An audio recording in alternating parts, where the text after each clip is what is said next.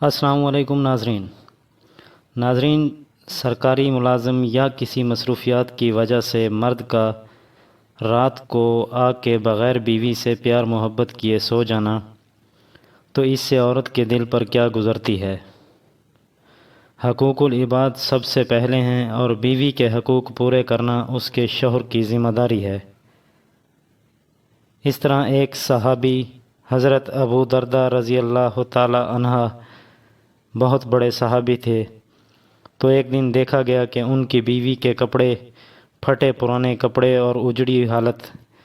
تو سوال کیا گیا کہ کیا وجہ ہے بی بی، آپ اتنی مایوس اور چہرے پر غمگی اور پھٹے پرانے کپڑے کیوں پہنتی ہیں؟ تو انہوں نے جواب دیا کہ میں کس کے لیے سج سور کر رہا ہوں یا کس کے لیے کپڑے پہنوں۔ انہوں نے کہا کہ میرا خاوند دن کو روزہ رکھتا ہے اور رات کو تہجد پڑھتا ہے، تو میں کس کے لیے کپڑے پہنوں؟ تو پھر حضرت ابو درداء کو بلایا گیا اور کہا گیا کہ تم یہ کیا کر رہے ہو؟ تمہارے نفل پڑھنے سے زیادہ حق بیوی کا ہے، یہ زیادہ ثواب ہے نفل پڑھنے سے اس کا حق ادا کرنا۔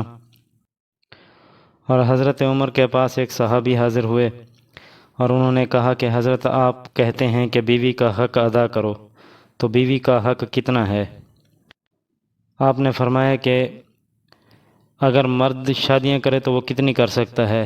تو انہوں نے کہا کہ وہ 4 شادیاں مرد کر سکتا ہے، تو مطلب یہ کہ چوتھی بیوی کی باری چوتھی رات ہی آئے گی۔ تو اس کا مطلب یہ ہوا کہ 3 رات عبادت کرو اور چوتھی رات اپنی بیوی کا حق ادا کرو اور بیوی کی خدمت کرو۔